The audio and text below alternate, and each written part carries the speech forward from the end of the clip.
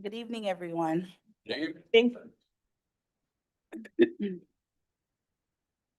It is 6 o'clock, so the work session for mayor and council for December 1st is called to order. Miss Randy, can we have a roll call, please? Yes, ma'am. Good evening, Honorable Mayor Butler, council members, and interim city manager Chief Clemens. This is the roll call for the December 1st, 2025 council meeting. Mayor Butler, Present. Councilmember James, Present. Councilmember Gunn, Here. Councilmember Gutierrez, Councilmember Akins Wells, Here. Councilmember Mears. Here. Mayor Butler, you have a quorum. Thank you very much. So the agenda for tonight, is there anything that the governing body desires to add and or delete from tonight's agenda? Yes, Madam Mayor. Yes, ma'am. I want to remove the consent agenda. The item on the consent agenda. Remove it from the consent? we're not No, on- just so we can discuss it. Okay, well. Yeah, we might have to reverse that. Okay. So, Oh, I'm sorry, you didn't get to that yet. It's just one item on there. wait, hold on. Let me see. No, but that will be coming up. Well, so I guess in order to, we're gonna have to do this in reverse. So, for the consent agenda, right now, there is a motion to remove the item and place it on the regular agenda. Is, remove the consent agenda item and place it on the regular agenda for discussion. Councilwoman James, is that your motion? Yes. All right, is there a second? Second. That was Councilwoman Gunn. Is there any discussion?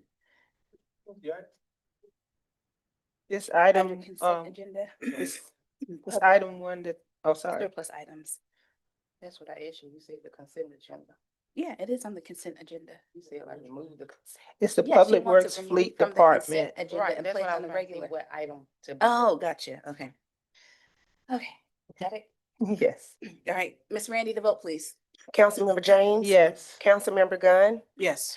Councilmember Gutierrez, Councilmember Akins Wells, Yes. Councilmember Mears. Yes, ma'am. All right, thank you. Now, is there a motion to adopt tonight's agenda with the addition of the removed consent agenda item? So moved. That was Councilwoman James. Is there a second? Second. That was Councilwoman Gunn. Is there any discussion? Miss Randy, please. Councilmember James. Yes. Councilmember Gunn, Yes. Councilmember Gutierrez, Councilmember Akins Wells, Yes. Councilmember Mears. Yes, ma'am. All right, thank you. Council discussion on surplus items from the Public Works Fleet Department. Background and history. The Public Works Department would like to declare the items listed in Exhibit A as surplus. The items consist of equipment and vehicles that are either broken or non-operational and occupy space that can be better utilized to secure operable equipment. Good evening, sir. Good evening, Mayor, Uh, City Manager, council members. Public Works is doing an inventory of their yard. And as we're doing the inventory, we've come across certain equipment that is no longer being used and just laying around to benefit the city if we auction them and surplus them and bringing some revenue to the city. Yes, so I don't really have a question about the surplus items, but I wanted to bring it to discussion because in the past, we have had surplus items that were sold to the public. And my concern is the Forest Park logo still being on the vehicles that have been purchased from other people. Like I know as a senior center van that was sold, and I saw it somewhere and I was like, what? So I just want to make sure that all surplus items do not, whoever we sell it to, or maybe we do it before we sell it, is that we remove all Forest Park paraphernalia from the item. But I don't have any specifics for this surplus. And Councilman Mears. All right, thank you. So that is fair. So can we make sure that if there's any of our logos or anything of such on the items that it is removed? Remove all decals. Thank you. Council discussion to approve conditional use permit 2025-06 for 5370 Ash Street to establish and operate a place of worship within a single-family residential district in Ward 4. Background and history. The subject property at 5370 Ash Street is located in a single-family residential zoning district where a place of worship is permitted only with a conditional use permit. The property previously received a conditional use permit approval in July of 2023, but has since transferred to new ownership, prompting the current request to reestablish the use under the new applicant. The Planning Commission reviewed this request and voted to recommend approval with conditions on November 20th, 2025. The site has historically operated as a religious facility, and the proposed continuation of a place of worship is consistent with the property's past use and surrounding residential context. No exterior changes or new construction are proposed, and the existing building, parking, and infrastructure are adequate to support the intended operations. All activities will occur within the existing structure, minimizing potential impacts related to traffic, noise, and neighborhood compatibility. The request aligns with the city's comprehensive plan, which encourages the adaptive reuse of existing buildings and supports faith-based institutions that serve neighborhood needs. Staff finds, the proposed use compatible with adjacent residential development and recommends approval with conditions to ensure continued protection of neighborhood character. Yes, good evening, Mayor, Council, Good evening. Chief Clemens, Interim City Manager. As stated, this application or this applicant is just requesting permission to change the name of this conditional use, which is a church, and continue to use the site as a church. As it has been mentioned historically, that's what this property has been used for. It was heard and it was recommended for approval to move forward with 7 conditions as outlined by the Planning Commission.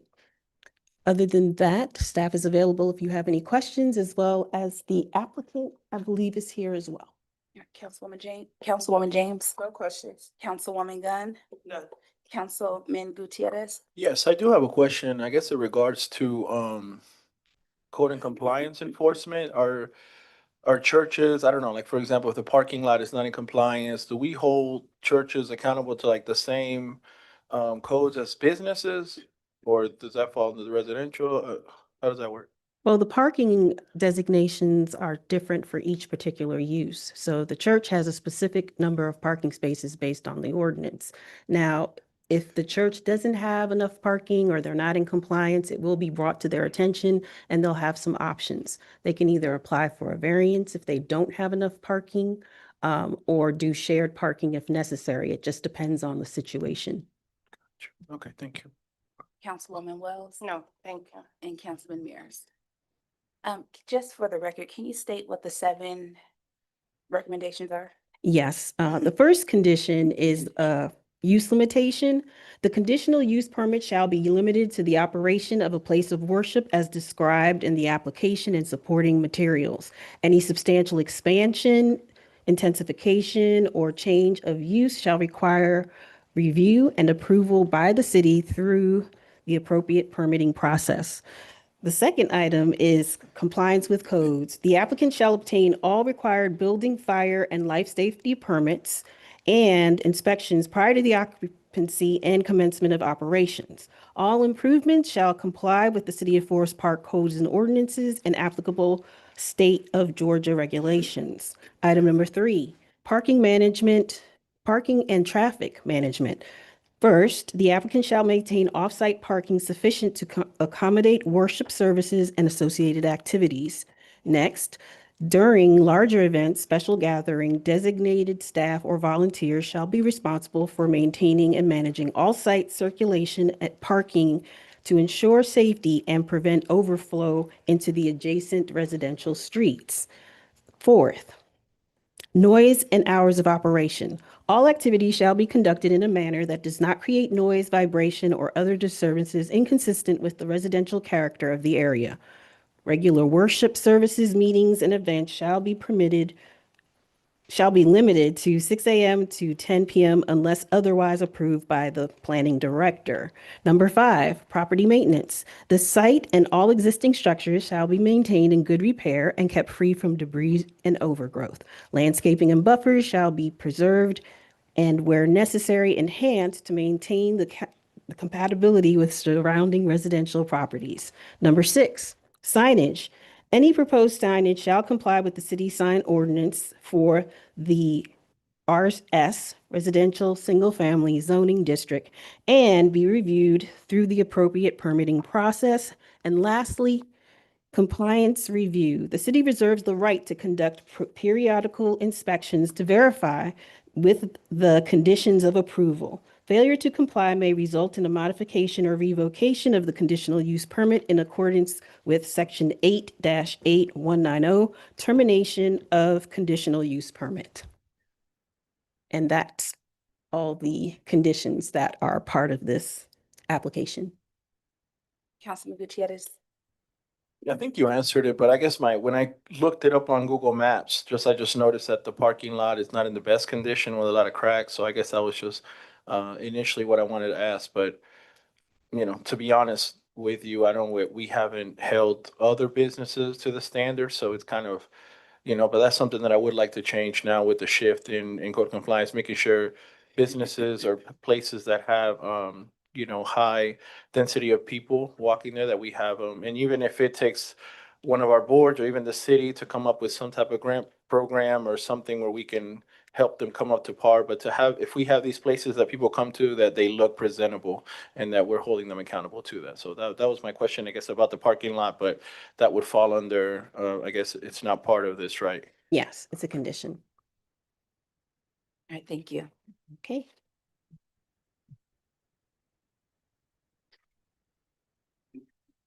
Council discussion on 2025 RFP 19, Architectural and Engineering Design Services. Background and history. In 2020, the city entered into an on-call contract with 2 A&E design service firms for as-needed architectural and engineering design services for the city's new constructions, renovations, and capital improvement projects. The Department of Public Works will manage the annual contract, and the Public Works Director will serve as the city's project leader in support of these efforts. 2025 RFP 19, Architectural and Engineering Design Services, consists of providing on-call A&E design services for an annual term with 2 additional annual renewal options. 8 proposals were received. After the evaluation of technical and cost proposals, the evaluation committee recommends an award to the highest scoring proposer. Precision Planning, Inc. at 400 Pike Boulevard in Lawrenceville. The estimate amount was $500,000 when it will derive from the SPLOST and capital projects funds. Good evening. Good evening, Mayor, Council, Interim City Manager Clemens. This was a annual contract that we had for 5 years, so it depleted its term. So we put it back out for solicitation, and we did get 8 proposals. And after thorough review and evaluation of each proposal, the evaluation committee scores came out with the results of Precision Planning being the highest scoring proposer to go into an additional contract with for 3 years, up to 3 years. Thank you. Councilwoman James? Councilwoman Gunn? None. Councilman Gutierrez? Councilwoman Webb? And Councilman Mears? Oh, ma'am. All right, thank you. Item 4, council discussion on purchasing new police vehicles from the DOAS cooperative contract with Wade Ford. Background and history. The police department is requesting the purchase of 14 patrol and/or administrative vehicles through the Georgia Municipal Association Direct Installment Program with a 4.40% interest rate guaranteed by December 11th, 2025. The vehicles will be purchased from the Department of Administrative Services Cooperative Contract with Wade Ford, contract number 99999-001 SPD 000021 for the total cost, which includes the upfit, for all vehicles, is just south of $1 million, $956,461.50 from the general fund Red Speed account. Good evening. Good evening, Mayor and Council, City Manager Clemens. I'm I'm coming to you to ask that we table this and come back to you with another funding source. In light of some of our meetings that we've had and some of the big ticket expenses that we're about to incur, I want to come back with a different funding source. So I ask that council give me that request. Absolutely. Mhm. Chief Chris, is there anything you would like to say? Is there another account you would like the funds to derive from, maybe? I thought we had already figured this out, but I guess not. The vehicles are in need. And so hopefully we can resolve this sooner rather than later. Thank you. Councilwoman James? No question. Councilwoman Gunn? And I agree with our financial director for us to table this, discuss this. Councilman in Gutierrez? executive. Oh, sorry, I'm sorry. Councilman Gutierrez? Yeah, will this affect, if we table this, will it affect that locked-in rate that is guaranteed by the by GMA? Because in essence, I guess us agreeing to it doesn't mean we have to cough up all that at one time, right? It means we're financing it. We don't have to call for it all up at once. What if you looking at the plans, this is gonna be some install payments. Right now, we just have to pay like a third of that for the initial costs. But I want to find and make sure our funding source that we use is the funding source going forward. No, I agree. with But I guess my question is, will it affect this rate or will it affect this program But the or interest rate, eligibility? Yes, the interest rate is good to that December the 11th date, and it could change after that, or either go up or it could go down. So next meeting is after that. Yeah. So we'll just get into another conversation with them about that. Okay, so you would need more than December 11th. You wouldn't have an answer by then?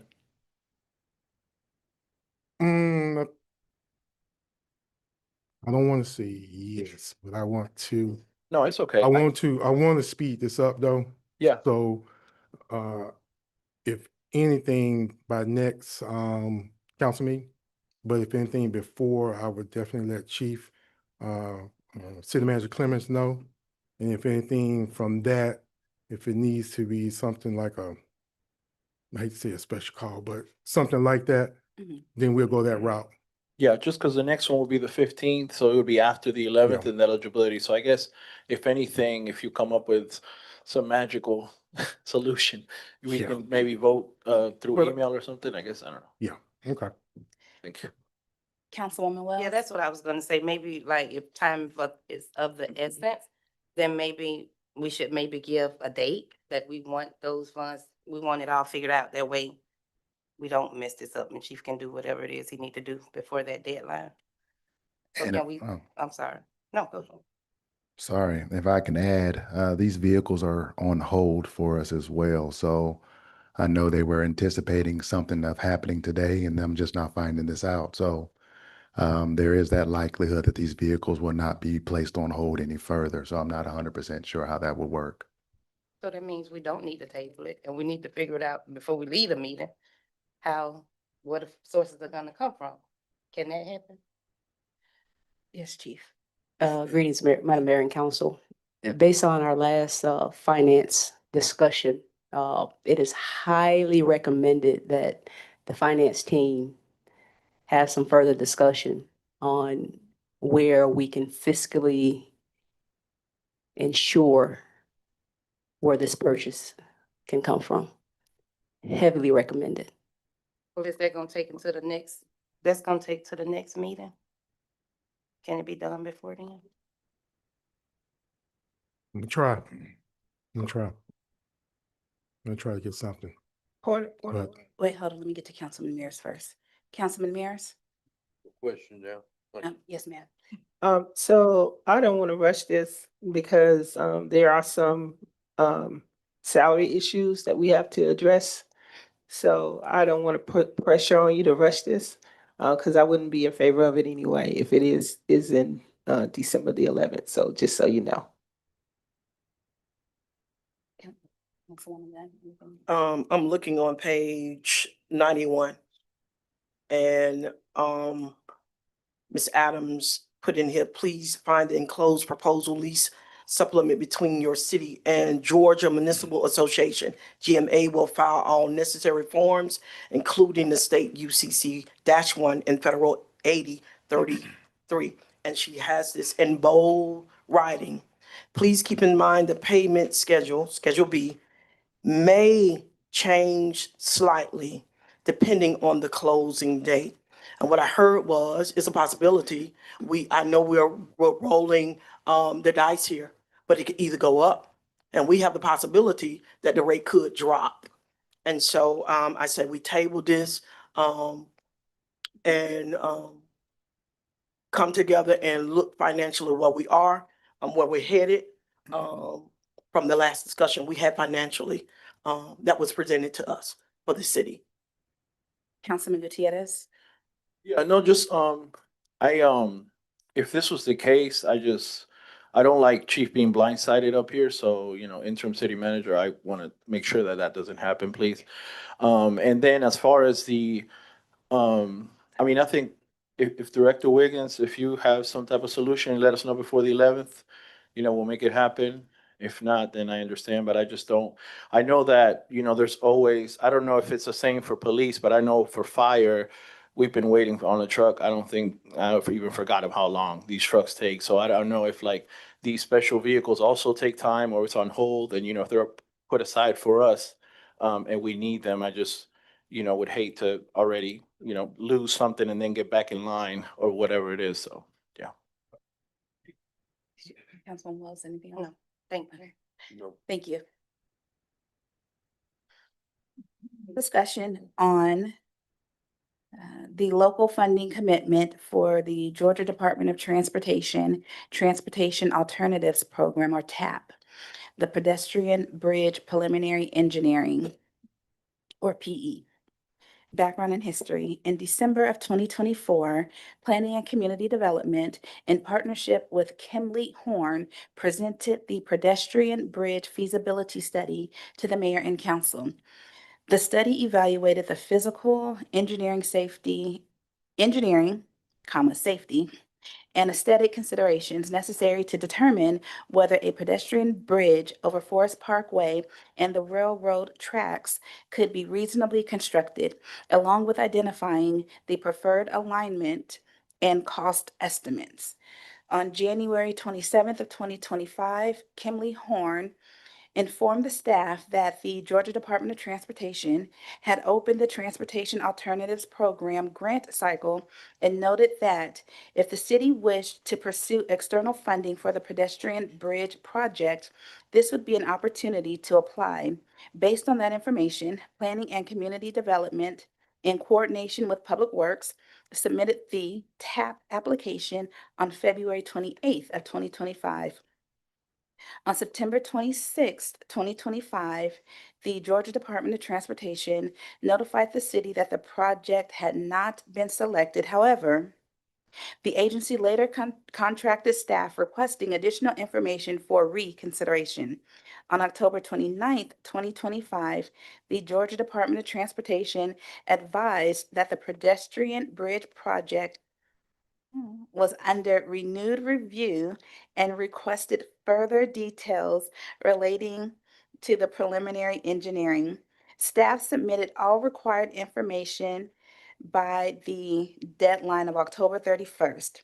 Most recently, the Georgia Department of Transportation has requested confirmation of the city's ability to commit the required 20% local match for the preliminary engineering phase of the project.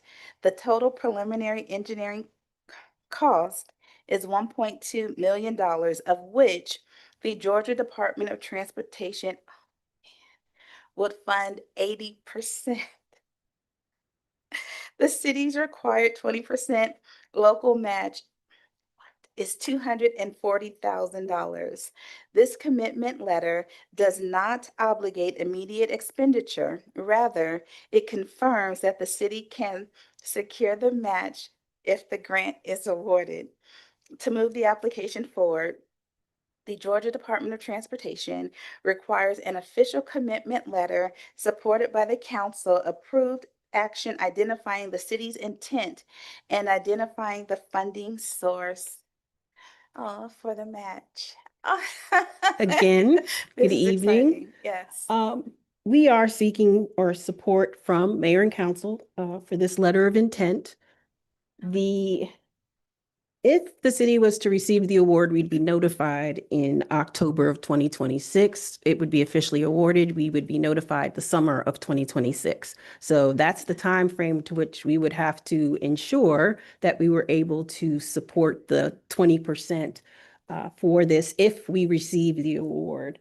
Finance Department has put together a draft letter so that you all can look at it. And they're here if you have any questions about the draft letter. Other than that, once again, staff is here should you have any additional questions. Councilwoman James, No question. Councilwoman Gunn, None. Councilman Gutierrez.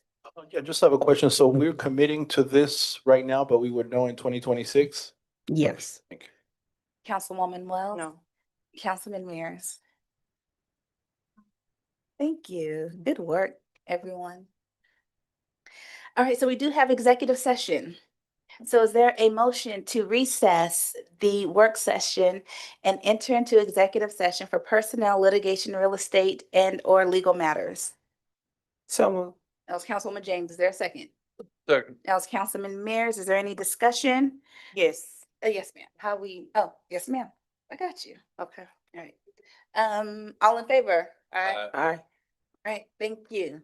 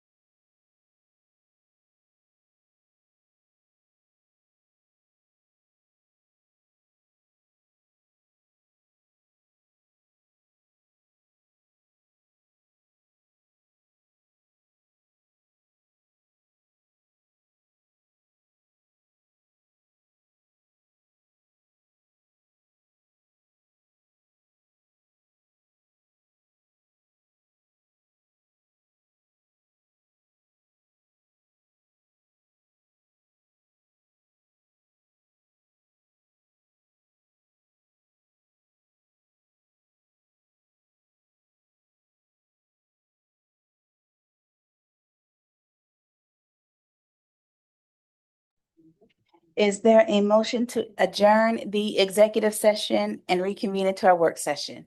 So moved. That was Councilwoman James. Is there a second? Second. Let's see, that was Councilman Mears. Is there any discussion? All right, thank you. The work session is adjourned. For our regular meeting, it is 7:05. And the regular session for mayor and council for December 1st is called to order. Tonight's invocation will be done by Elder Cook with Rock Church. So all those who are able to stand, can you please do so and remain standing throughout the Pledge of Allegiance? Amen. Let us pray. Lord, Heavenly Father, we just come before you tonight. First, just thanking you, Lord, for another day of life and strength, Father God. We thank you for your protection that enable us to get to and from, God, even to make it to this place tonight to discuss your business, Father. Lord, you said where 2 or 3 are gathered in your name, God. There you are in the midst, God. So we even thank you for your presence tonight, Father, filling us with your wisdom, Father God, and giving us counsel as we make decisions and choices, Father God, to help align this city with your blessings, Father God.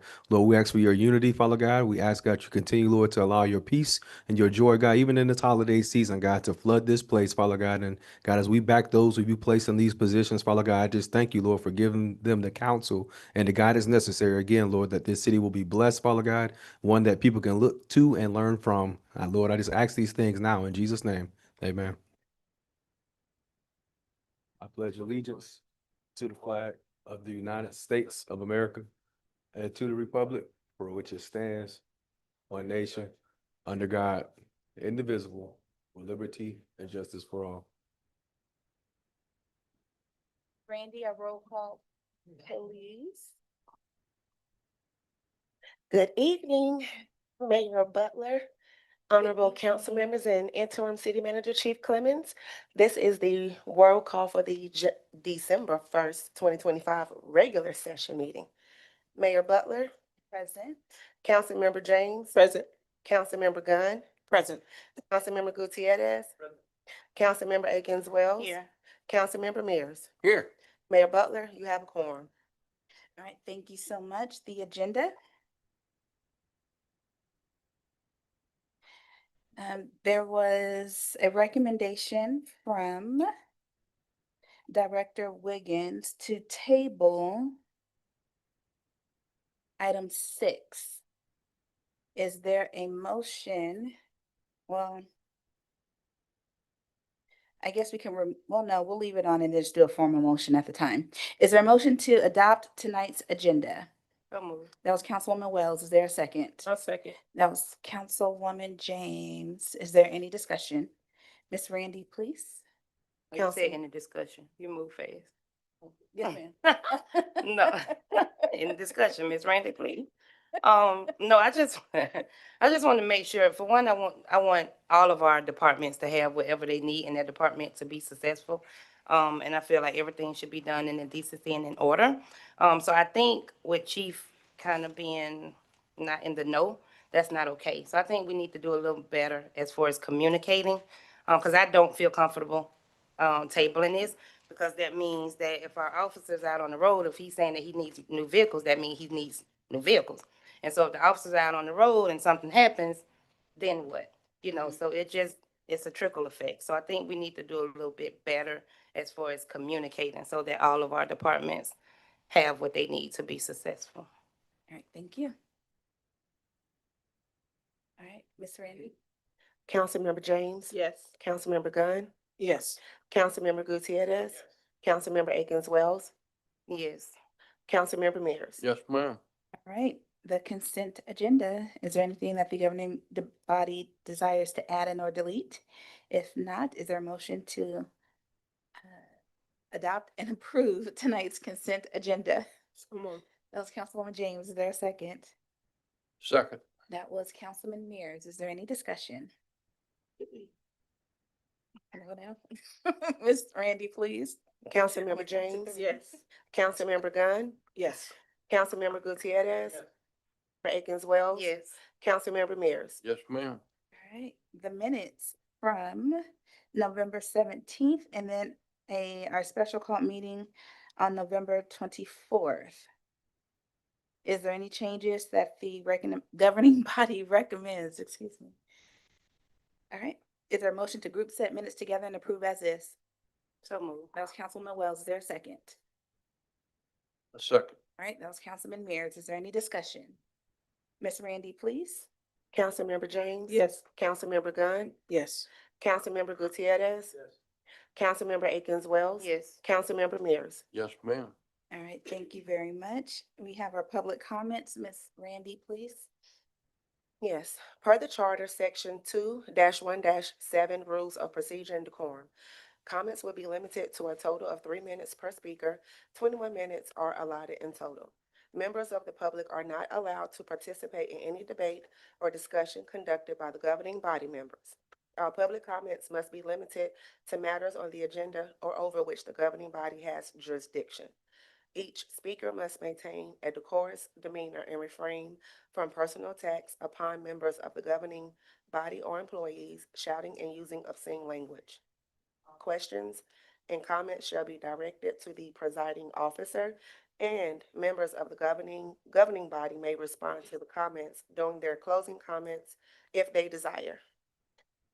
All right, thank you. And tonight we have two, and we will start with Ms. Falami.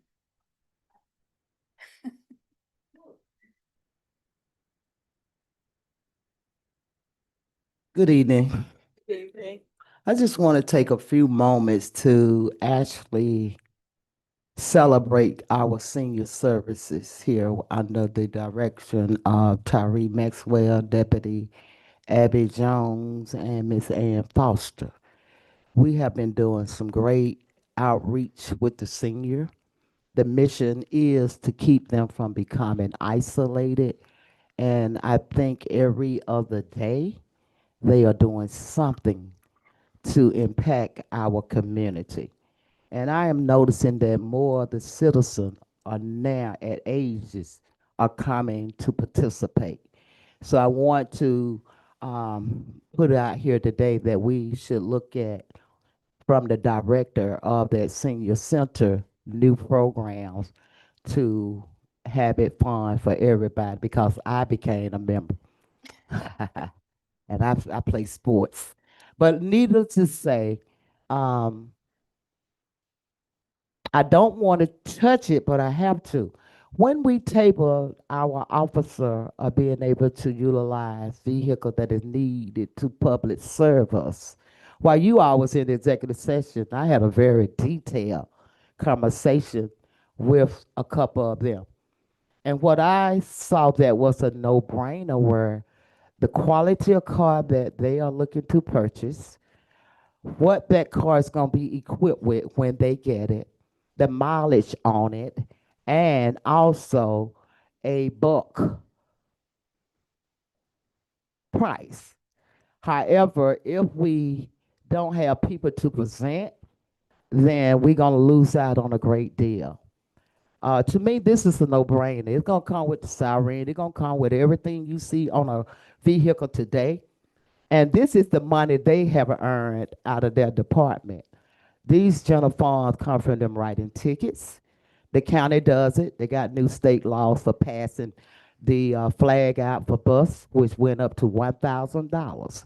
So if our police officer are doing their due diligence to make the citation to have funds in their budget, let's not hinder them by not trying to understand how this can impact the citizen here.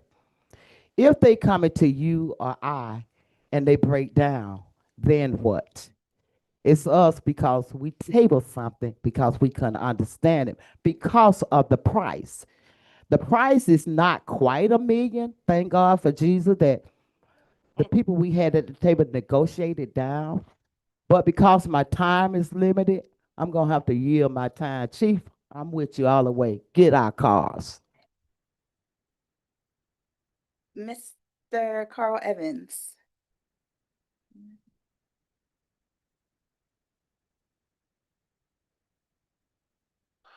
Good evening, Mayor and Council and interim city manager and everyone here. It's good to see everyone. I pray that everybody had a good Thanksgiving and got to see family and do things that needed to be done. It was good to hear some good reports already, and and that's one reason I'm here. I just want to say thank you, Mayor. It's been a wonderful 8 years. I know that you've only got one more session after this one officially. And I just wanted to make sure that I got a chance to see you beforehand. And thank you again for Veterans Day, for allowing me to participate in that with you. I appreciate it very much. I love my city. I love y'all. As much as, you know, we disagree sometimes on things, but if two people agreed on everything all the time, one of them would be unnecessary. You know, so we need that. You know, I agree, even with salami sometimes, you know, but it's great that we have this rapport. We can talk to each other and things and have a good time and know that we still love each other. And yes, that's something that's real important. Yes, we need to worry about our finances. We've got to get that straight. But people don't need to be blindsided with things, negotiate things and then all of a sudden have an issue. I mean, we could be, even if they go up a little bit on the interest rate alone, it could cost us a lot more money in the long run to do that. And it's and you know these are coming complete. We weren't having to go pay 10,000 plus to have them retrofitted after the fact. You know, because the lights and sirens and everything, all that's expensive because those people put in a lot of hours to put that equipment in. So I know that we used to have to pay somebody extra to do that after we purchased the vehicles. So having this as part of the deal can turn out to be a savings as well. Plus, we have, you know, one person to hold accountable for all the things. So let's think about that. And then too, about this thing with the city center and this bridge, that's fluff. Anything that we're going to spend multiple millions of dollars on needs to be voted on to start with. Thank you. Thank you. City Manager's report. Yes.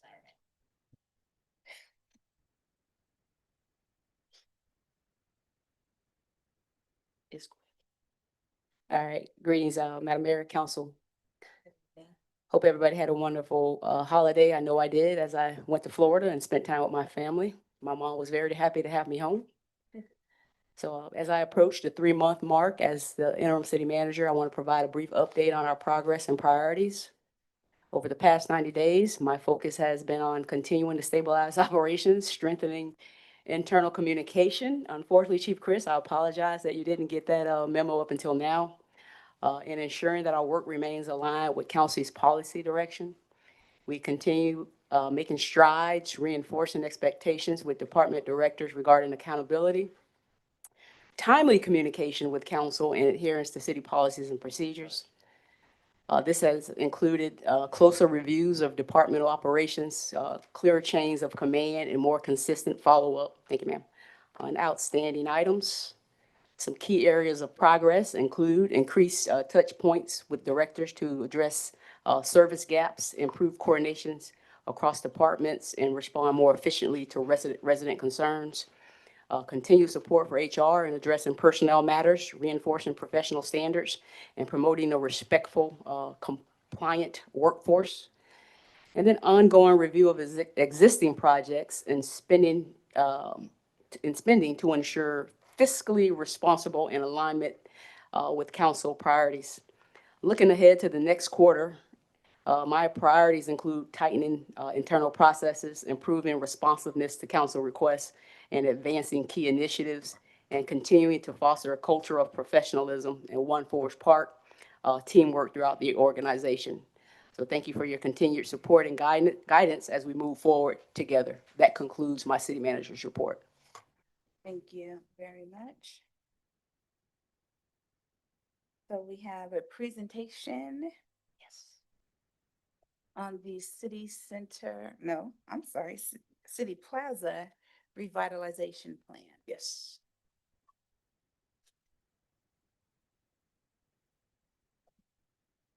Good evening, Mayor, Council, Interim Okay. City Manager. We have before you the City of Forest Park Plaza's revitalization plan. It was brought to our attention of the state that our current plazas are in around the city. So this is an interdepartmental effort that we put together to present to you all today. And I'm Savannah Irons Kumasa, the Principal Planner of Planning and Community Development.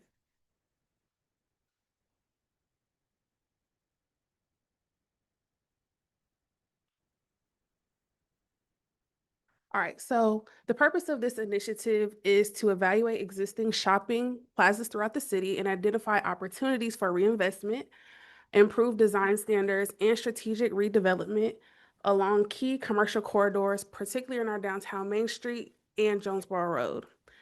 So our objective is to create a coordinated framework that strengthens the city's economic base, enhances the visual and functional quality of aging plazas, and promotes long-term community vitality through thoughtful planning and interdepartmental collaboration.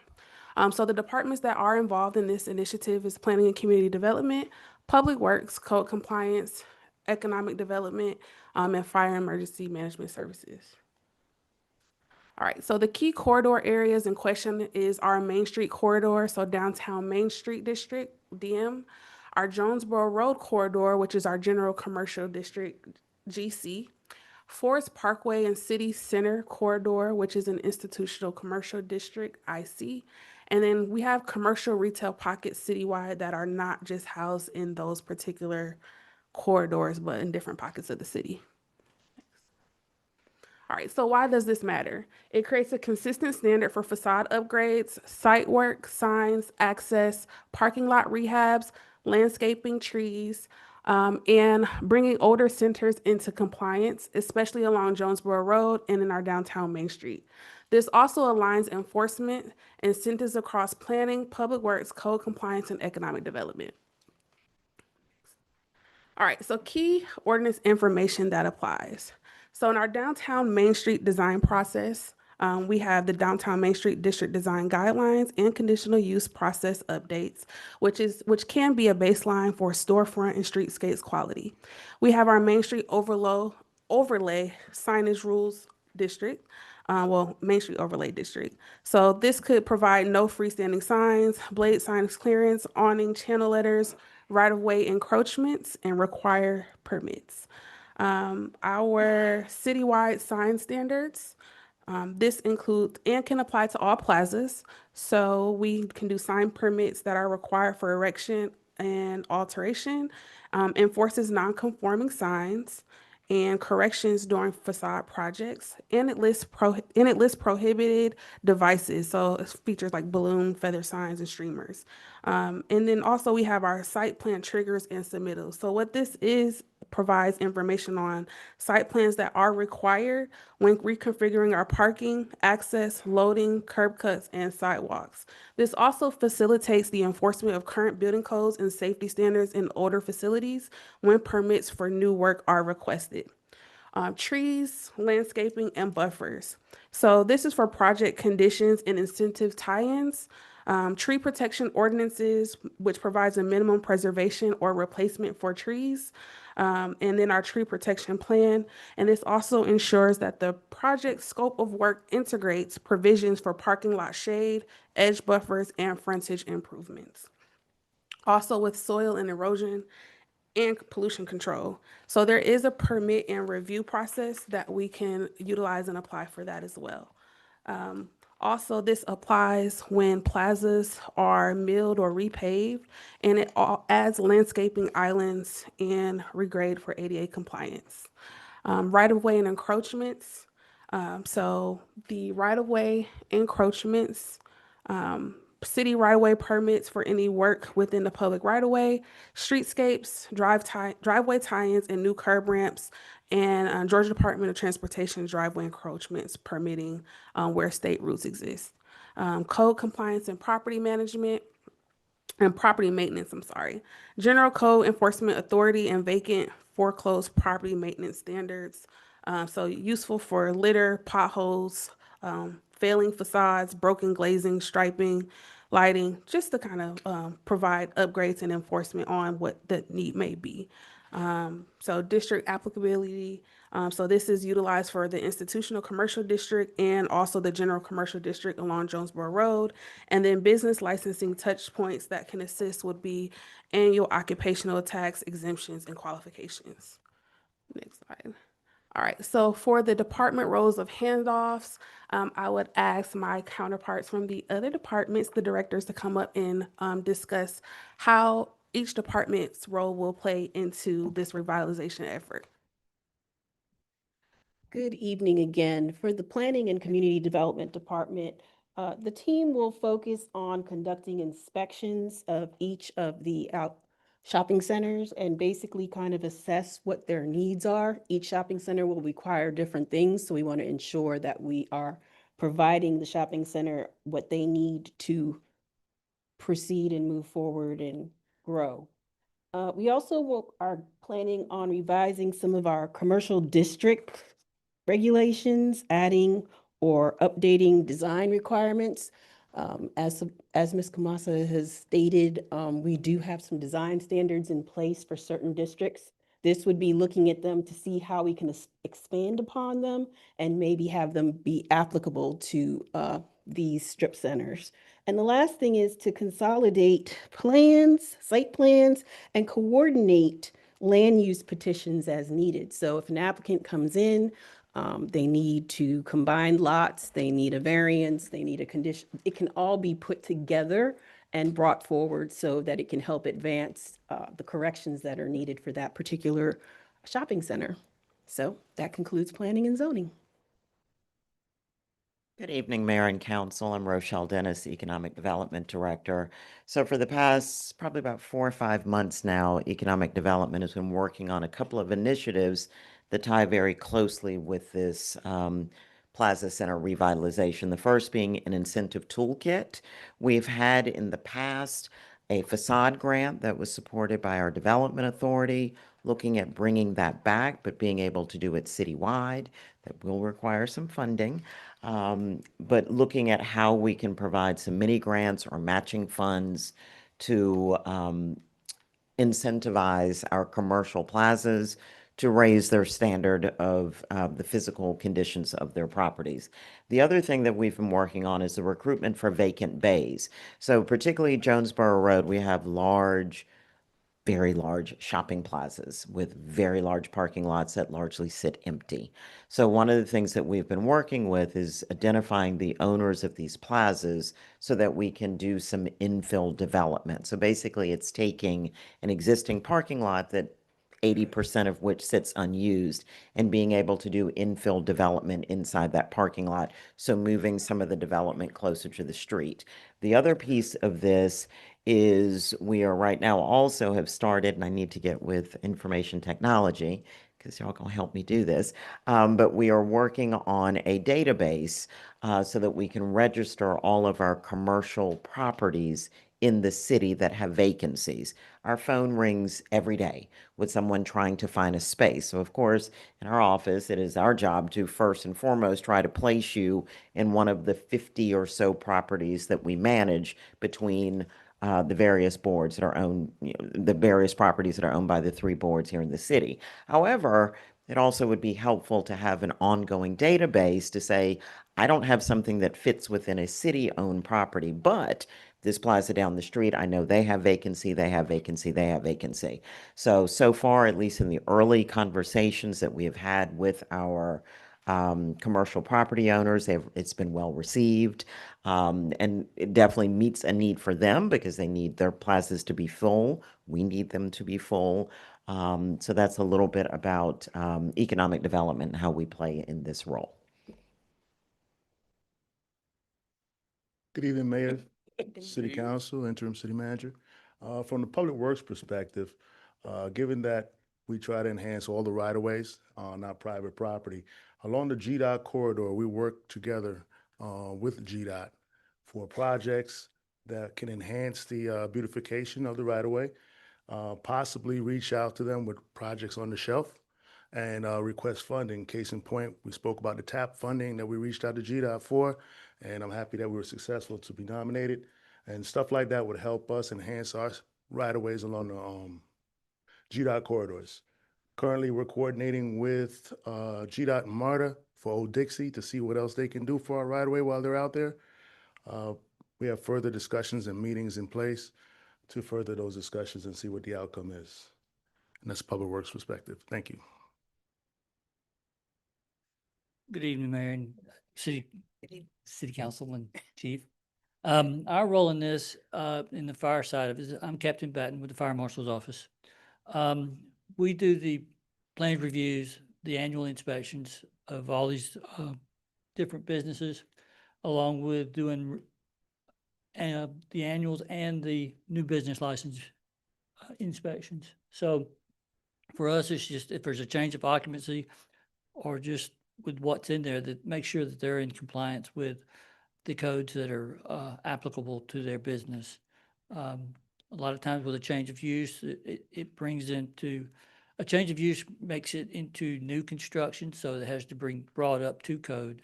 So it's just making sure that everything is adequate and under life safety codes. And that's our role in. Thank you. Good afternoon. I'm Captain Whitey with the Forest Park Police Department, speaking on behalf of code compliance. Code compliance role will be to launch a 60-day compliance blitz on signs, striping, debris, lighting, and landscaping maintenance, use of non-conforming and prohibited sign sections, and property maintenance requirements. Thank you. Thank you, everyone. Next. All right, so the data that we have that can assist with this initiative, we have our property owners, well, plaza inventory. So this includes our property owners, our zoning, which is in our downtown Main Street district, our institutional commercial district, and our general commercial district, as well as parcel information and addresses. We have mapping, which includes our zoning maps, phased by district, our city ward maps, phased by wards, because not all plazas are in one district. So if we utilize the information we have, this could assist with how we phase out this approach. Also, which phase that can work best, phased by corridor or phased by ownership. And then we have more examples. So we can go to the next slide. On the data we have, no, I don't expect you all to be able to read all of that, but this is the total number of plazas we have in the city. This is 35 plazas. 5 are in our downtown Main Street district, 10 are in our institutional commercial district, and 20 are located in our general commercial district. All right, so the Jonesboro Road corridor is this red area along Jonesboro Road. This is our general commercial district, and this is a copy or a portion of our zoning map that shows where that district is located. And then this is our downtown Main Street corridor along Main Street, and also some of Jonesboro Road where Large Plaza, Foursquare Plaza is located. But this shows, this fuchsia color shows where our downtown Main Street district is located and which areas were affected by that area. And then our Forest Parkway and City Center corridor, which is also a part of data that we have, is shown in pink. This shows where we currently sit as far as the city hall and our offices in planning and community development, as well as the corridor along Forest Parkway. So most of these businesses or this area is in our institutional commercial district. And it houses an array of offices, restaurants, not restaurants, but like places you can go and get food and just different things like that. So this is our institutional commercial district and the location of where our future city center will be located. Next. All right, so here is our City of Forest Park ward map, located into 5 wards. Each ward is color coded to show you its location along the city. All right, so using ownership to prioritize. All right, so how can we do this? Using ownership to prioritize, and how can this be done? So public authority or controlled. I like to call this a quick win. It's a quick win because it is ideal pilots for model facades, compliant signage, lighting, and landscaping that demonstrates the downtown Main Street district standards. So properties that were on our property list, I had an example of 954 Main Street or 964 Main Street. This is city-owned property and development authority property. So as a quick win, we can use this information to pick, basically, we would pick a few places or buildings to use as examples for the public and use them as the to fix them up with the right type of signs, lighting, districts, and basically this would be like a show and tell, not just to tell you what to do, but to give you an example of how it should look. So we're being the example of basically putting forth the effort to show this before we're asking the public to do it. And then the second item is multi-site private owners, which can include coordinated packages. So I've just listed a few of the plazas like North Park Village and some on Jonesboro Road. But basically we can offer bundle signage and landscaping compliance plans and phase site plan upgrades to capture economies of scale. And then this is basically essential for strategy, and it's about coordinating and streamlining property development and maintenance tasks to maximize efficiency and reduce overall costs. All right, so immediate action. This would be the first 90 days. This is broken into 4 phases. Phase 1, which would be framework and communication. So we would adopt a plaza rehab playbook. So what does that mean? It means establishing a citywide standard and expectations first. This provides a foundation for all departments and property owners. And then site plan triggers memo to owners. This is number 2. This clarifies when upgrades require site plans and what will be required. And then phase 2 is outreach and engagement. So for this item, number 3 would be owner meetings by corridor. We will start reaching out to the different property owners and start scheduling meetings on behalf of the city to schedule with each owner. We would introduce the playbook and align on the permit pathway before enforcement and sweeps. And then number 4 would be Jonesboro Road Owner Roundtable. We would create an ownership roundtable with the property owners on Jonesboro Road. This will be conducted in focused corridor discussion with multi-parcel owners once the city framework and outreach groundwork is laid. Phase 3 is on the ground implementation. So for number 5 would be downtown sign and facade sweeps. What that means is we will launch a first visible revitalization step downtown where design guidelines already exist and impact will be most visible. For landscaping and lighting quick fix and list, and this is in our general commercial and institutional commercial districts, we would coordinate with Public Works and code compliance to begin visible site upgrades and safety improvements in other zoning districts. Number 7, right-of-way and access package. Improve connectivity and aesthetics across the corridors, prioritizing pedestrian and cross-access improvements. This will also be an effort aligned with GDOT, or Georgia Department of Transportation, and our Public Works Department. Phase 4, demonstration and enforcement. So for our pilot projects on city or DDA properties, showcase a model example of the desired plaza standard. So this would be our show and not tell effort. And then the number 9, which is targeted code sweeps of our top 10 centers. This basically is once our standards and communication tools are in place, move into compliance and enforcement supported by visible city-led examples and incentive options. All right, so in conclusion, this overview demonstrates how the City Plaza's revitalization plan can serve as a unified strategy to enhance Forest Park's commercial corridors, improve visual character, and stimulate economic vitality. The analysis of the plaza ownership, zoning, and district regulations provides a foundation for coordinated development. And this effort was completed to help visualize how revitalization can work across the city's plazas, particularly within our downtown Main Street district and Jonesboro Road corridors, and to identify tools and design standards already available through the city's code of ordinances. So with all of this, the key takeaway, so this initiative was developed to support leadership and interdepartmental collaboration. And this revitalization plan will offer a roadmap to strengthen our commercial identity, enhance community pride, and position Forest Park for sustainable growth. And that concludes my presentation. I'm available for any questions if you have any. Amazing, amazing. Thank you. Yes, yes. Councilwoman James, questions or comments? So I will say that you all look beautiful.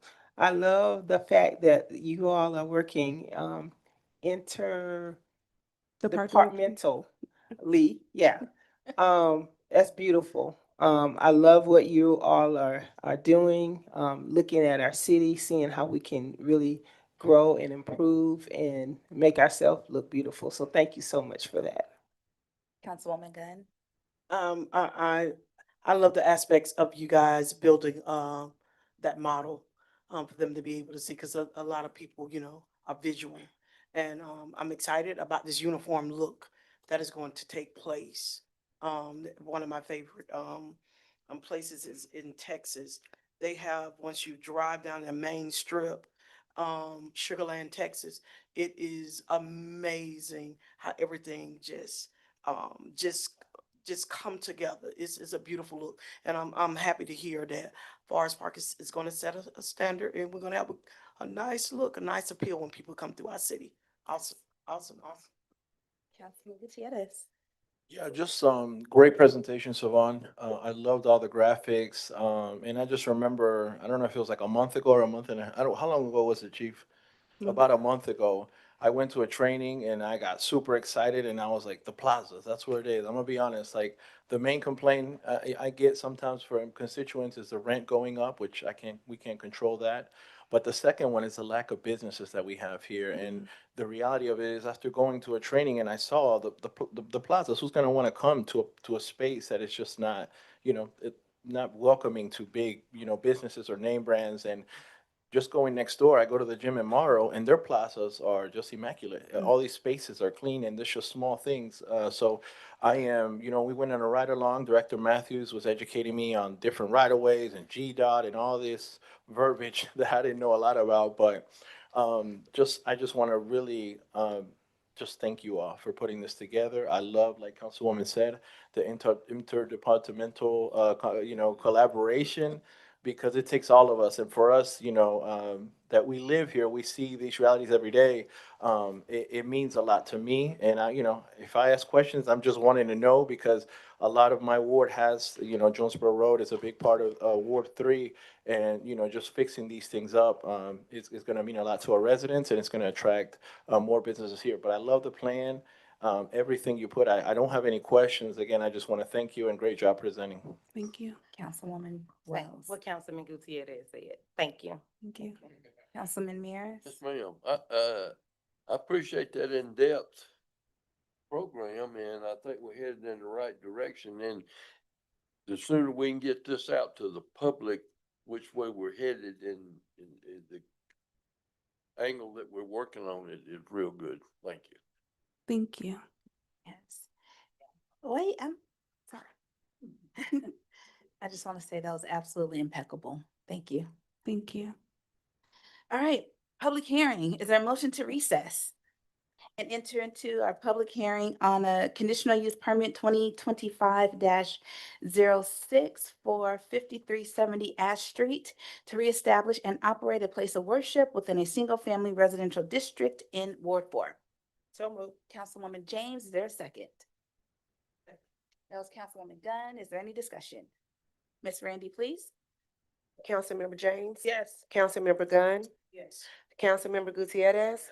Councilmember Akins Wells? Yes. Councilmember Mears? Yes, ma'am. All right, thank you. The public hearing is now open. And background and history. The subject property at 5370 Ash Street is located in a single-family residential zoning district where a place of worship is permitted only with a conditional use permit. The property previously received a conditional use permit approved in July of 2023, but has since transferred to new ownership, prompting the current request to reestablish the use under the new applicant. The Planning Commission reviewed this request and voted to recommend approval with conditions on November 20th, 2025. Per our charter, 10 minutes is allotted per side in its totality. So 10 minutes for all those who wanted to speak in favor of, and 10 minutes is allotted for those who was not in favor of this conditional use permit. And so we will begin by those who are in favor of the conditional use permit for 5370 Ash Street.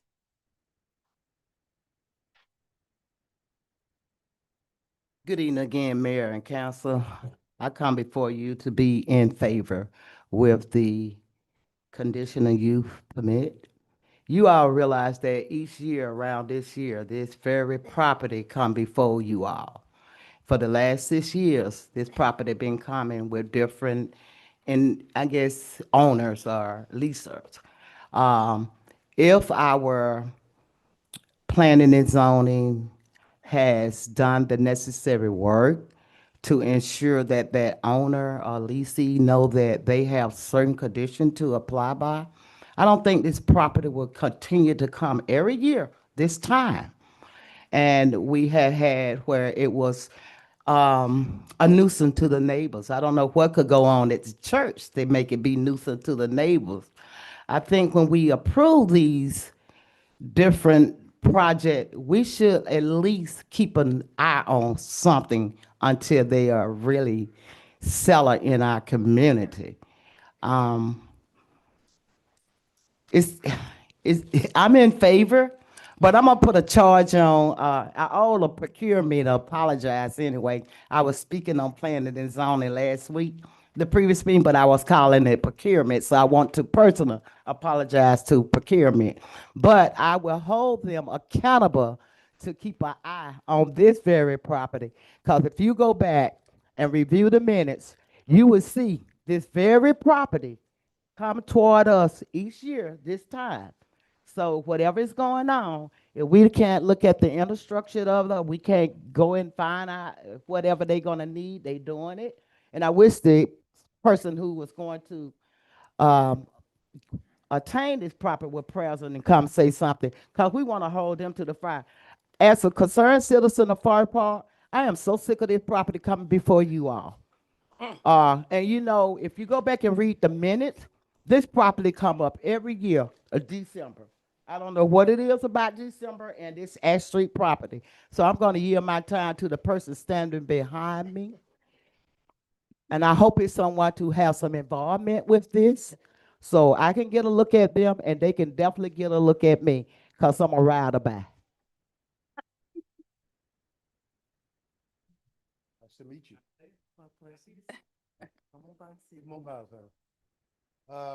Good evening, Mayor, to all the council Good evening. and everyone that's represented here tonight. I'm Pastor Gregory Kelly. The new owners. The new owner of the property. 5370. We bought the property on June the 17th. We immediately went into the building and started bringing everything up to code. I did hear the councilman speak in reference to his concern for the parking lot. That is one of our plans in reference to improving the parking lot, but our plans is to improve the whole church. We have already started where we've gutted out 4 different bathrooms that have been totally remodeled. All downstairs have been remodeled. Our only thing now is we're also in the process of remodeling the sanctuary and the executive office, but we are waiting still on the permit to make sure that it gets approved so we can move forward and proceed. We're trying to get in the building as soon as possible, but we've done a lot of things. Our main objective is we understand that next year we won't be coming back here in December because we bought the property, and we're going to be in Forest Park for a long time. We were just in Jonesboro. We purchased a building that was a warehouse. We put over $1 million in it and renovated it. We stayed there 25 years. We sold it 3 years ago, looking for a larger facility, and we finally found this facility. Anybody that drives by on Terra Boulevard, 7341 Terra Boulevard, right in front of the Chick-fil-A, they'll find out the yards are beautiful. We have a standard because we believe that God House deserves a standard. And so we're very open to anyone's driving by, coming to see what we have, coming into the service. I don't know what went on before that, but I know one thing that's going to go on when we get there, and that's the love of Jesus. And our job is to enhance the neighborhood and to be to the community. We're really big on community work, like we were in the city of Jonesboro, and we're going to continue that thing also. We're not here to take over. We're just here to be a part of the community and make it better. And so this is my beautiful wife, Junie. She's also pastor. So Just to add on to what my husband said, that we did not come in to be a burdensome to the city of Forest Park, but to come in and to work together with the community as well as the other churches that are there.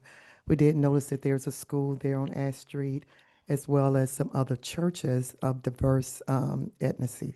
But we just want to thank you all for welcoming us into the neighborhood. And you're going to find out we're going to be real good for the city of Forest Park. We didn't come again to take over, but to come in and work together. And we just, everything that my husband said is actually true, and we're just waiting to get that final approval so that we can finish the work. And I'm gonna invite all y'all to come out. Come by and see us. Thank you. Thank you.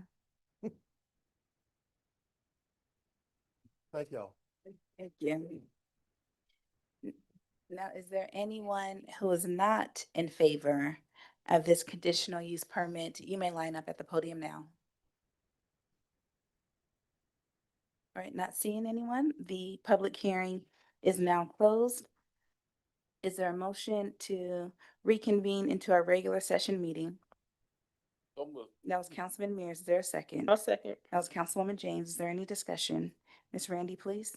Councilmember James? Yes. Councilmember Gunn? Yes. Councilmember Gutierrez?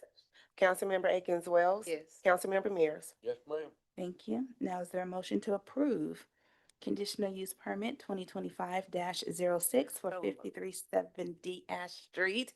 All right, that was by Councilwoman Wells. Is there a second? I'll second. Now it's Councilwoman James. Is there any discussion?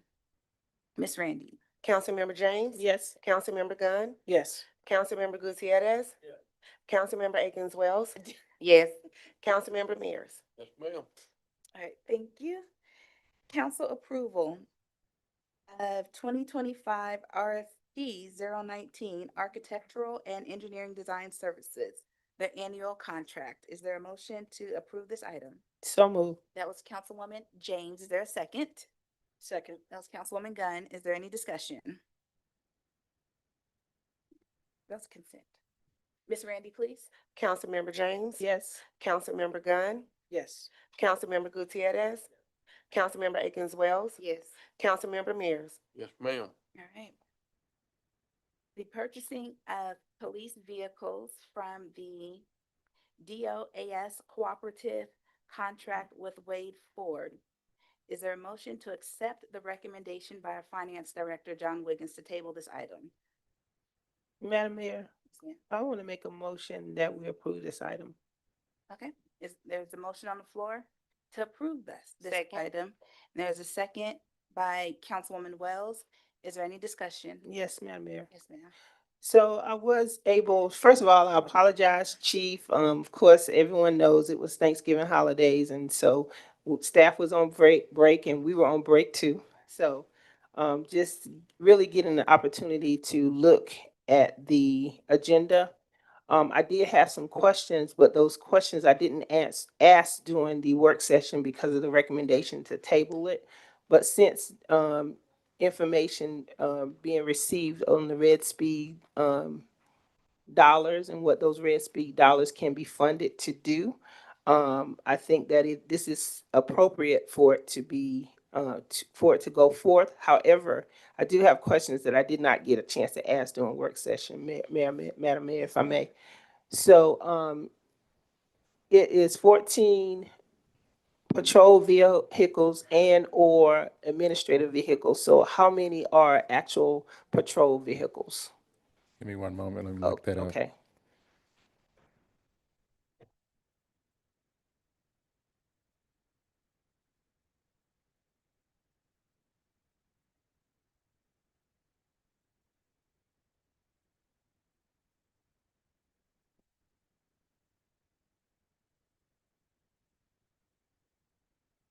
Just bear with me another moment, please. No problem. You have 3 minutes, G. Yes, ma'am.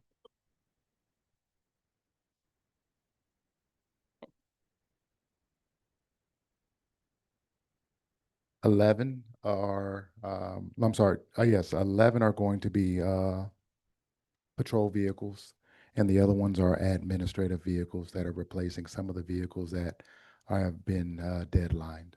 Okay, and then, of these vehicles, are any of these vehicles, take-home vehicles? Pretty sure for the most part, all of them will be. Okay, this is what you're showing me? Oh, okay. Yeah, see, I didn't even have my book since I was on vacation, so I Understood. missed out on a whole lot of stuff. I think that's all I have, Madam Mayor. Thank you. Let's see. Councilwoman Dunn. I'm very appreciative of the information that was given and understanding what the red money was about. Didn't Yes, have a clue. I really thought we was going to cut that check out of our budget, and I just want to know, where was this money coming? Were you gonna sell some chicken plates or something? I didn't know. If I But need to get ourselves, I'm finding out that this money was is going to be utilized. It is, it's sitting there for you guys to utilize this money. And with that information, I'm all in favor for you guys moving ahead. understood, thank you. Councilwoman Mears. I mean, oh, dang it. Call me wise.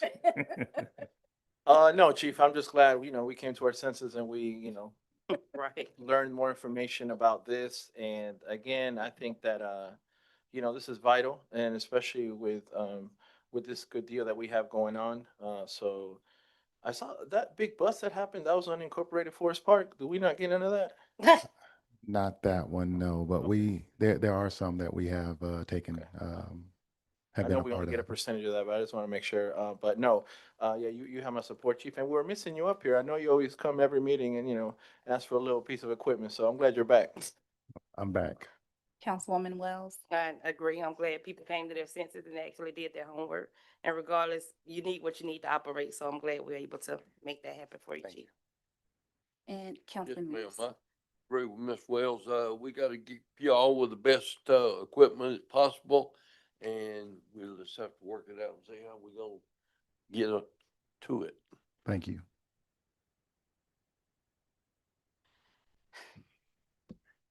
So I have a question. I don't know how to ask it because I'm a bit perplexed here as to why the recommendation was to table it and what impact would this have on our budget if that was one of the justification for tabling it. So I'm just confused of where the disconnect is. On the conversation that we had in the executive session last time about the wage and comp study that was redone, and the amount of money that we're gonna need to draw down potentially from our reserves. This particular money here was already slated for the city center, Ed Wall. This is one of the part of the cash that's in the general fund that we was gonna use to obtain the bonds for the city center. So with that, we will have to go back and redo the cash that needs to be available to put out to go and get bonds. And this was for the police services portion of the city center. For the, yes, for That the, these funds were being committed for. yeah, yeah, exactly. Because what's gonna happen with the police headquarters that's gonna be built with the building, this was gonna be used for that. Okay, You can Chief, were use- you aware of that? No. Wow. So this, okay, so, there's a motion on the floor. Still discussing, because I got. Okay, you have some, okay, yes. So, any more questions or comments? Yeah, so Councilwoman Wells? sorry, Chief. I'm gonna say that first. Sorry, Chief. Like, we just have to do better at communicating. And when you mentioned the city center, Mr. Wiggins, that just really irked my nerve because I already feel like we're spending too much money on it anyway, and I think that needs to be revisited. But to be focused on the city center, and not on what the actual police department needs right now, it's a bit bothersome. I think we deal with that when we get there, and to me, that's more important than this city center that we're spending hundreds and hundreds and hundreds of millions of dollars on. So yeah, this is just unfortunate, but lesson learned, I guess. Madam Mayor? Yes, ma'am. So one of the things I did see in the book that you all provided, was that this item was budgeted for. It was X on that it was budgeted for. And then, Attorney Matthew Carty, maybe you can, reemphasize the uses of the Red Speed dollars and what they can and cannot be used for. So the funds generated from Red Speed, which we're referring to as Red Speed because that's the contractor, it's generated from the automatic speed detection devices that are in school zones. So those are the issuing tickets. And so those can only be used to further enhance public safety initiatives or law enforcement initiatives. So use of the city center, or excuse me, the police headquarters department in the city center, that would have been a proper use, but so is the purchase of these vehicles as well. Okay. Oh, God. Yes, No. ma'am. So this is a lot of money to build the portion of the police department that's going to be utilized for the vehicles. Is that what I'm hearing? This money, That's what the intent was. this money that we're looking at buying This these point, vehicles is going to be taken out of a budget that is going to be, that was allotted to be utilized for new, structure for the police department. Yeah, for them to, And we're moving, can I speak on, the project that we are, the city project, expected date, right? Oh, Is it in yeah. March? Oh, yes, I believe so. Yeah, so we're looking at, Forest Park, we've been talking about projects. And, I had the pleasure of going to one of the meetings, looking at the contractors. And, the plans are, immaculate, just blew my mind. We are about to come into a major construction coming between March and April. So between March and April, once we allot this money here, we got to go around and dig and look up, pull some coins up to complete their the complete the enhancement, for their facility. Their that's correct. It's gonna be it's basically for the whole facility. But it's a group joined together, the cash that's being presented to attain the bond. So, yes. Chief, tell me what impact this would have if we don't move forward with this, because this is a lot. You understand, right? This is a lot we have to consider. So tell me what kind of impact this would have if you had to delay. Well, before you answer that, when was the last time vehicles were purchased? Because if I remember the SUVs that they have, and I don't know what is considered a long life for police vehicles, but I do remember some of those were purchased within the last 4 years easily. Yes. And so I'm a little lost on the questions real quick. I'm sorry. Because I got a couple of questions thrown out there. I guess the impact first. Well, we are deadlining vehicles quite often. And so the vehicle need is there. Right now, it's we're weighing between, well, it doesn't affect necessarily the police budget, but it affects the fleet department's budget. But when you have a Chevy Tahoe that is about 8 years old, that needs a new transmission and a new engine, which is approximately $16,000, we're seeing more and more of those drop. Matter of fact, I got a phone call last week regarding another Chevy Tahoe that's having transmission issues. And so those are the vehicles that we're needing to deadline. And so once those vehicles are deadline, there may be a way that we are able to recoup some of the money that we did spend for the purchase of the new vehicles. And just to confirm something here as well, we're not looking at paying the full $900,000. It's only the first installment that we're looking at taking place as of right now. And so this is a 3-year installment that I want to say a 3-year installment that we're looking at financing. So the impact it will be a significant impact if we do delay it. In addition to that, these vehicles may not be available if we do wait. Right now, if I do have to order vehicles, we probably won't see them until the next June, July. And Madam Mayor, as it relates to your question, yes, we have been purchasing vehicles, but when I came here to the city of Forest Park, we had a very, very, very old fleet. And those brown hoopties they were breaking down and the maintenance cost was extremely high. And so yes, we are in need of the vehicles. Okay, yes, and then one last question for me. We're looking at the cost that it was just south of $1 million for the vehicles. But what additional costs compounds that? Does insurance go up because it's newer vehicles, et cetera? I, Insurance, gas, everything. I don't think gas is going to go up. I think gas is probably going to maintain the same. But we will save as it relates to the repairs of these vehicles because all of these vehicles will be under warranty. The Chevy Tahoes that I was speaking of are outside of warranty. And so we are actually having to pay for all of those expenses out of the fleet budget anytime there's something go wrong. So yes, you may, and yes, one is electric.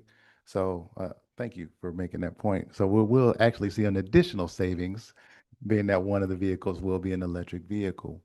But as it relates to if there is an increase in insurance, I believe that would have to be answered by Ms. Diane. If there is an increase, but like I said, we will see a savings as it relates to the repair on these vehicles because they're under warranty. Right, Chief Clemens, and then Chief Clemens has something. Oh. Do we have to Oh. buy them all at one Thank time? you. Can we do it in quarters? I mean, do we have to spend all that money up front at one time and get them all at one time, or can we get them on consignment? Well, I don't necessarily know about the consignment piece. We did look at enterprise and looking at some type of lease program, but it did not, according to procurement, it was not a benefit for the city.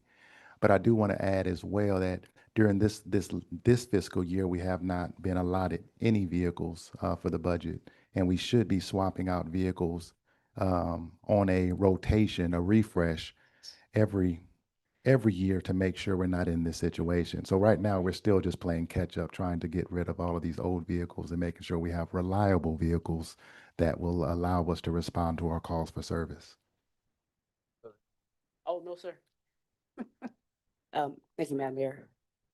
My question to Director Wiggins or Chief Chris, maybe you can answer this. I just want to confirm that these confiscated funds, or Red Speed, is it specifically for PD or public safety?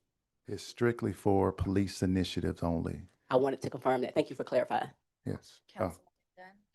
And so Chief Chris, I see over here, of course, the interest rate. So we're talking about a 3-year period of time. First initial payment will start when, because I see $3,470,000, $279.27. So 3 initial payments are going to take place over a 3-year course period. When will the first initial payment needs to be dropped at I'm Ford? direct that to Director Wiggins because his department handled the financing portion of it. As far as the, I'm not sure the exact date when we'll have to pay that 300 or something, but we will have to pay it as soon as the order's made. So I know that particular invoice is gonna come up. So if we go through it tonight, we probably get an invoice next week. So it's gonna be soon, very soon. Okay, so if we vote on this tonight, we move forward. Mhm. As soon as you get the invoice, we got to drop that, 34/7. That's what you're saying? Mhm. That would be the first initial payment to That'd lock be the in first one for the this- contract and everything For this year, and then. for to- this year. And then each year, to the third one, whatever date that invoice come in on, that's what we're gonna have to pay every year. Am I allowed to ask how many coins we got in that red? How much money do we have? Am I allowed to ask that openly like that? Are we allowed Yes, to? yeah. Have we? Yeah. It's public funds. It's public funds. We got more than enough to MetroCardi. cover at this MetroCardi? Attorney MetroCardi, is okay? I don't know. As of, for finance, I mean, that's a financial question. Yeah. 102,000. As for, I don't know the amount of funds that y'all have in there, but to confirm earlier, with the police, she stated, so Red Speed funds can be used for public safety initiatives or law enforcement. It's not exclusive to law enforcement. So we got 702. We got 702,000. We'll deduct almost $3,500 from that. We'll continue to be getting tickets because Hector is going to contribute to the fund continuously. During the course of the year, we're still going to be accumulating money in this fund, right? Of course. Yeah, that is correct. And approximately that, just in Red Speed in that school zone area alone. And then with the middle school now being added back onto it, it averages about $40,000 a month. What?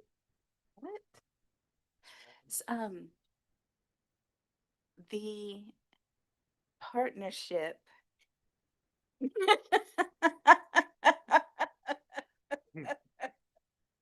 With the school board.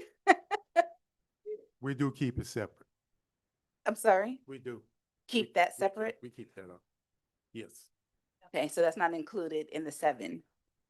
No, we have part of that 700, about 100, about 95,000 has been put to the side for. I can go into other numbers, but you know, now we're getting into where we don't. But I do keep up with that. Okay, I have a spreadsheet. I have everything for that. Keep up with going back to when it started. So we have the funds for that too. okay, yes, ma'am. Are you ready? Can we just send an email for the rest of the question? It's so embarrassing. Oh, yes. Yeah, all right, so just so the public knows, you know, being fiscally responsible is like the most important decision we make every year is the budget. So that's why we're debating back and forth. And I apologize, Chief. I didn't know you were gonna be at a Shark Tank interview today, just for some vehicles for us. But like Councilwoman Gunn said, this is an account that's gonna continue to accrue money. We have the middle school back, which they were out of here, so it was 40,000 without that school. I think this is divided into 3 payments. I don't want to quote the old council member here that said no brainer, but I think that we need to make this decision, invest in these vehicles. And also, Chief, at no point I want you to feel like you need to be writing our people more tickets. Something that I take pride for is that our department, over half of their stops are warnings or education towards our community. This is not a policing community. We do community policing here. So I just want to put that for the record.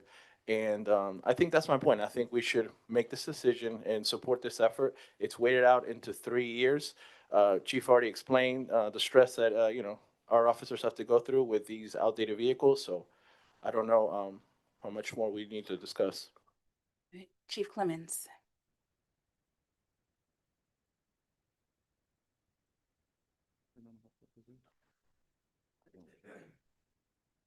All right, greetings, Madam Mayor, Council. Greetings. With this new development of information, with the comment from Attorney McCarty, that it is a public safety initiative, I would be remiss if I didn't mention the fact that the fire department is in need of 2 new rescue trucks. Not taken away from the police chief, because most certainly I agree with the chief is, you know, public safety is important. And, the vehicles that we need to provide services to the community is of the utmost importance. But I'd be remiss if I didn't make that comment. Thank you. Thank you. Call for the question. Hey, you gotta shoot your shot, Chief. Good All job. right. Randy? Councilmember James. Yes. Councilmember Gunn. Yes. Councilmember Gutierrez. See, yes. Councilmember Akins Wells. Yes. Councilmember Mears. Yes, ma'am. All right, thank you.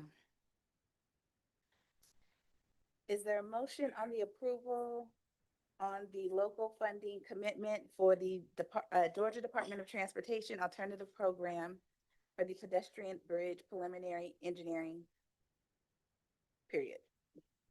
So moved. That was Councilman James. Is there a second? Second. Thank you, Councilman Mears. Is there any discussion? Ms. Randy, please. Councilmember James. Yes. Councilmember Gunn. Councilmember Gutierrez. Councilmember Akins Wells. Yes. Councilmember Mears. Yes, ma'am. Thank you. Closing comments. Councilwoman James? All right. Well, thank you, everybody, for coming out. Chief, I hear you loud and clear. I know that one of the things that I have committed to not doing in it, that is raising taxes. I know that oftentimes we've heard statements about having a fire tax or something like that, but I do believe that we are a wealthy enough city, and we are actually moving towards being even a wealthier city, that we don't have to do that. We'll be able to fund the things that we need to do. And with that said, you all see a picture up there. The governing body, some of us were not able to make it, but that's okay. The proclamation was for Dr. Beeler.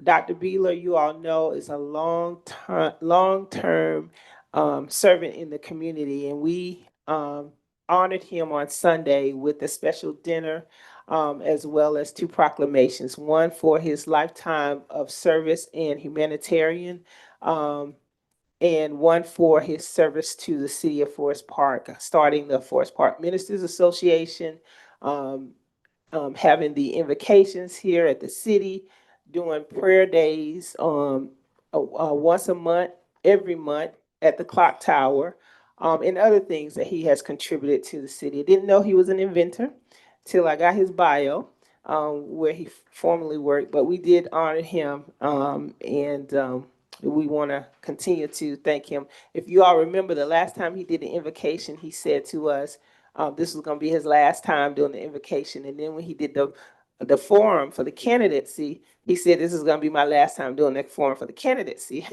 So Mayor Butler said, we got to do something for him. And so this is what we did for him. We honored him with dinner. So thank you for that. Also, what else was I going to say? I can't remember. I don't have my notes, guys. I can't remember. Okay. So what I wanted to say to Mr. Evans, we love you too. And I know you said that the bridge was fluff, but what I wanted to say is that we need that fluff sometimes to make our city attractive. We have to beautify ourselves so that we can bring people over. And also that pedestrian bridge is going to help. The train stops all the time on our tracks, and there's people stranded on the other side that can't get over. So that's going to help with that as well. Also, I know everyone had their Thanksgiving. I hope everyone enjoyed their Thanksgiving with their family and friends. And I think I may have said this already regarding the agenda not being able to really fully get into it. So, of course, we had some questions on there, and so we were able to get that done. But with that said, you all have a wonderful day, and we'll see you next time. Councilwoman Gunn? I want to thank everybody for coming out, and I want our seniors to be aware that we are moving forward with our ugly T-shirt Christmas party. It's going to take place at the Senior Center on Park Avenue. You guys come out, have an amazing time. Connect with our director down at the Senior Center and for the date. I don't want to give the wrong date out, but I'm excited. I brought my T-shirt, and I'm ready to hear some good old Christmas music, and we're just gonna have a good old time. Oh, good googly moogly. You guys, the dog park, it was amazing. Public Works has done a great job. And I was just, I'm glad to be a part of something that was asked and everybody came together collectively. And the guys, they did an amazing job and they still continue to add to that. A lot of people came out. I've been seeing people there even after hours. It's amazing. Mayor Butler need to get some training classes for her crew. And you leave my They baby tried to alone. tear up the park, my God, you know. And so, but you guys come on out. This is a part of our city. Bring your fur babies out. I had an amazing time. And it was nice. It was nice. It was very nice. Thank you, Public Works again. Councilman Gutierrez? Yeah, thank you everybody for coming out, to steal, Carl's thunder and say, you know, if we agreed on everything, then somebody gotta go. I agree with that. And I think, you know, us having all these questions and doing this due diligence means that, you know, we question what we have and we measure everything, you know, for the best outcome for our community. So again, just shout out to all the employees of Forest Park, all our directors and their hard work. Thank you. I hope everybody had a wonderful Thanksgiving. Apologize to Dr. Bila that I couldn't make it. I hurt my back in the gym, and I was in pain the whole Thanksgiving break. No, I wasn't. No. But I feel better now. And then Chief, you know, I'm gonna need to ride along in the new cars to see, you know, what we got, what we bought with all this money. Thank you, everybody. Councilwoman Wells? Yes, first of all, I want to say thank you to everyone for coming out. And two, I have a few things to say actually, but first we'll talk about this amazing turkey giveaway that we had along with batches of collard greens and hams, and to our amazing employees that came out to support me giving back to our community, our sponsors. Although the devil tried to get in the midst, we were still able to do what we needed to do. And so I just want to say thank you to everyone. They were so appreciative, and this is why I love to do what I do in my community, because to see the smiling faces and for a resident to come to me and hold my hand and cry and tell me that she's so grateful for me and everything that I do, that's why I continue to do the work that I do. And so thank you to everyone, the council aides, for everything that you all do. And again, our amazing employees and our sponsors. Thank you, thank you, thank you. So on a more serious note, I'm gonna discuss a whole lot of things because everybody know I'm transparent.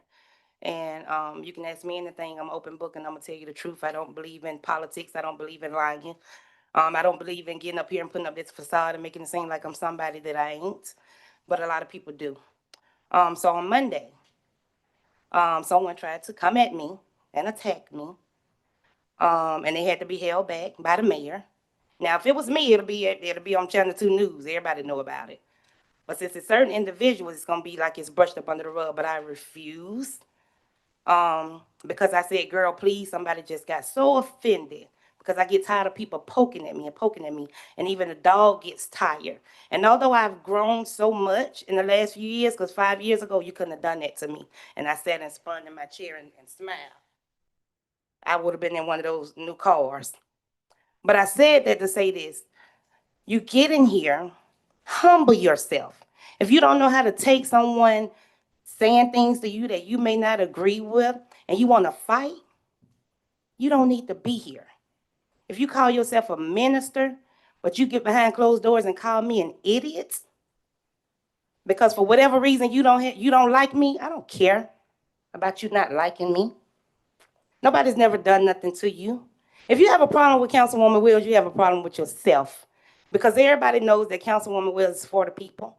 I'm gonna tell the truth, and that's what they don't like. That's what they don't like. They don't like for me to speak up and tell the truth, but you will not try to attack me and then not allow me to have adequate security, make me not privy to the information that I'm privy to do my job and to be a voice for the people. So now we gotta do things a little different because I don't feel safe. And I'm not playing when it comes to my safety. Okay, so then that happens. And I do what other people did when I do my job. They file ethics complaints. I got a hearing coming up December 12th. Make sure y'all show up so y'all can see how ludicrous that is. But anyway, so I filed an ethics complaint because what you will not do It's put me in a hostile, a real hostile environment and think I'm just gonna deal with it. No, I'm gonna deal with you. And I'm gonna let the ethics board, or whoever they decide to hire, let them deal with you. So then not only that, right? So I filed an ethics complaint on Wednesday, and it might be a coincidence. It might be and it might not. But you won't play with my kids. You will not play where I lay my head, okay? So on Friday, the day after Thanksgiving, somebody thought it was okay to watch my house, to sit outside my house, and wait till I turn the lights off and doze off and go to sleep before they ran up my driveway and threw a big rock through in my window, tried to break the window. But it woke me up out of my sleep, and I thank God that I sleep in my living room sometimes because I have these feelings. Because people know what happened to me when the police department illegally investigated me, our own police department, under past administration. For 3.5 years, they put cameras outside of my house, and they took my trash and dug through my trash and followed me everywhere I went for 3.5 years. I ain't dealing with it. I'm not dealing with it. So if you value your life, if you value your family's life, stay the hell away from where I lay my head. So now our officers that could be doing other things got to sit outside my house because I feel threatened. Because I don't know if somebody's going to try to follow my kids because y'all stupidity. Because y'all feel some type of way about Councilwoman Wells. Because you feel some type of way about yourself. Because you have your own insecurities. But all that poking you doing, I won't move. I'm not going to bag down. I won't leave this seat until the people vote me up out this seat. So I need you to humble yourself. And I'm talking to whoever thought it was a good idea to come up in my driveway and put me and my kids' life in danger. I don't mind going to jail for mine. I don't mind dying for mine.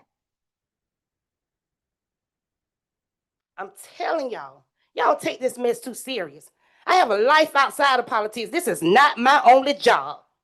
But I take it serious and I do everything in my power for my community because this is my community. This is where I grow up. So yeah, you say you've been in office 13 years. You want somebody to worry about you. No, I want you to worry about the people that put you in office.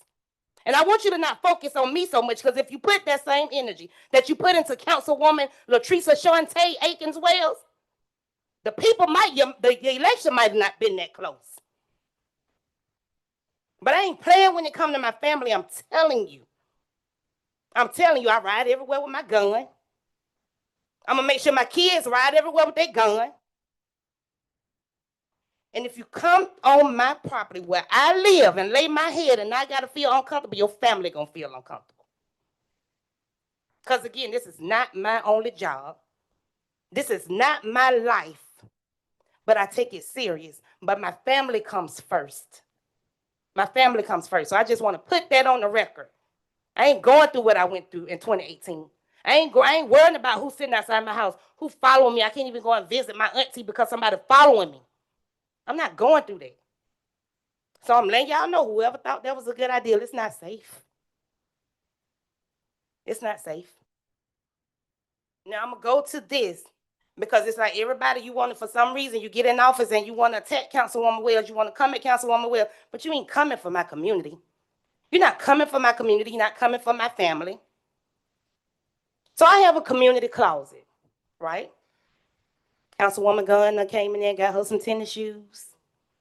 The seniors at the senior department, they come down there. They look forward to every third Friday of the month so they can come down there. And it's clothing and clothing and clothing after clothing. And I don't know if y'all remember the last time I was here. They don't want to move me across Main Street. And it ain't me, it's the community. You don't want to move me over there because they utilize and do whatever they want to do for that. So we got to be stuck in the back of the council building, and everybody knows how small that is. We have 3 offices down there. I have an office. Councilwoman Gutierrez has an office. Ms. Gunn has an office.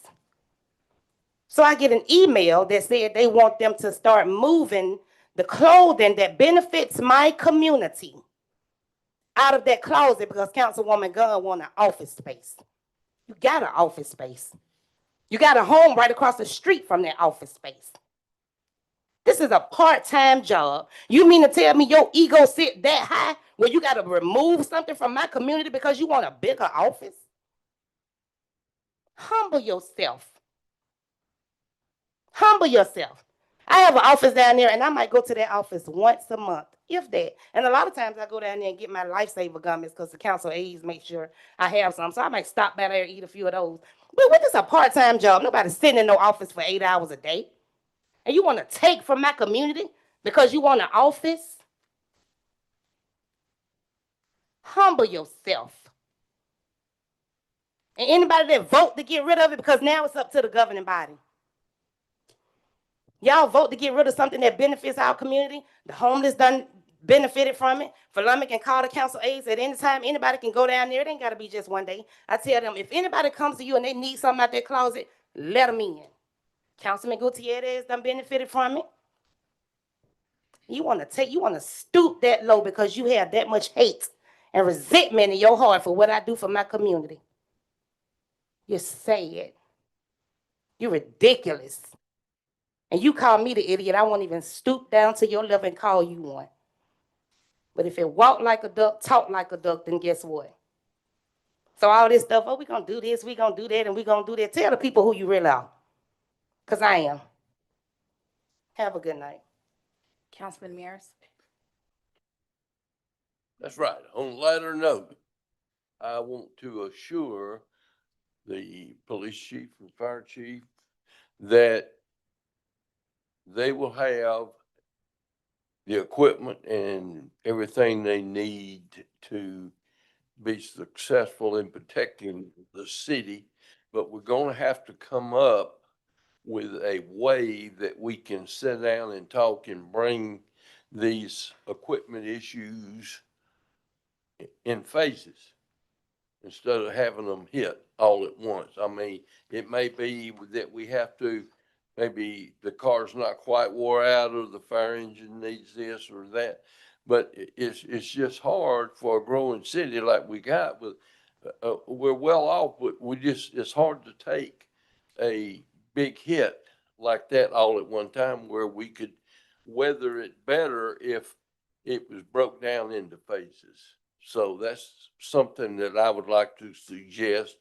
And I appreciate everybody coming tonight. And I checked on Mr. Finch. He hadn't been here in a while. Him and his missus are semi-retired, and he probably won't be back. But I just want to let everybody know that he's still kicking. Thank you. All right, thank you. And Mrs. Irons Kumasa. Kumasa, did I say it right? So I was told that you were the principal behind the follow through with the pedestrian study. Wait, is that it? With the presentation. Yes. I just want to say thank you for all the work and the continued work, the follow up that you did on that. Like, it truly warmed my heart. Yes. And so, yeah, on that note, do we have to go back? Are we? Okay. Adjourn. Have a good night, everybody.